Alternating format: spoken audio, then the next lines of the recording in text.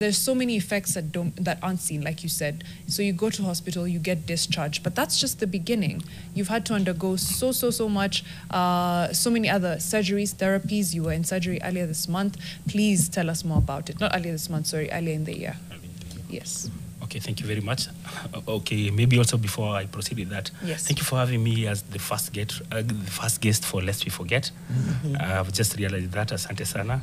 Okay. So after we were discharged from hospital, I also have to thank the nurses, because that is when I came to, it's not that I don't appreciate what they do, but I came to appreciate the work that the nurses normally do, and also the doctors, because it was really tricky. You couldn't do anything for yourself, but they were there to assist you from things that I'm afraid to even mention here in media. But they did a lot for us. So life after that, now you're at home, you've gotten back home. You have to also be going for the regular dressings now, because you're able to walk. You're struggling a bit, but you can walk. And also thank God for the support system that I had, because if it were not for that, then I think I could have even maybe like run mad or something, because you're there, your wife has been there with you at hospital, also the employer were very kind to her, because they gave her a whole month to just take care of me at hospital, and went to an extent of even coming to visit me. So what I can say is it was really tough for us, only that I was still in that environment. It's weird, but I was still in that environment. And to me, being in that environment was motivating me in a sense that I was in a position to see that I'm not the only one who's suffering. Right. There are other people who are suffering. I could see people with bandages when I'm going for dressings. So, in as much as it was really tough, but the fact that I was within the same environment and I was having people who were there for me, I remember I had this pressure to actually relocate from that place. And my dad told me that, are you sure that wherever you're going is heaven? Wow. How sure you were, when you were moving there, did you know that there was that plant there? So there's no need for you stressing yourself, just deal with the healing first.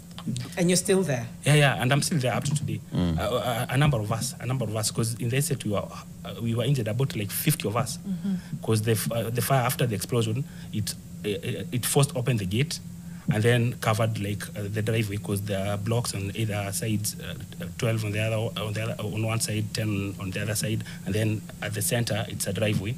So 3/4 of it was covered by fire, or rather hot air, because it's actually not even fire that burnt us. It was just hot air. Because if you had clothes on, you were being burnt according to what you're putting on. Wow. So Myself, I had a sleeveless. Okay. So that is why I was burnt up to here. And then here, when you're thrown down, I think the trouser maybe went up a bit, so that's where around the foot was being burnt. You can imagine for the ladies, the ones that maybe came out and they were just in a dress. Or a skirt. So any exposed parts. Yeah, so the calf area, you can imagine for a lady how traumatizing that is.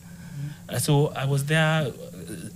You get to see some other people now within the Mradi area who are burnt more than you are.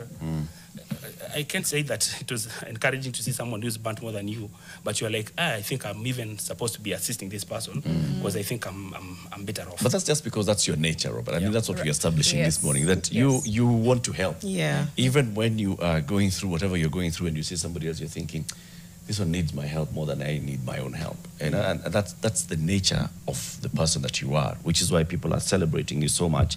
Robert is saying, John Kagwanja is saying Robert is a hero. He's a gentleman, a great Kenyan, and we all agree on that. David Tirop, he was a decent human being and a philanthropist.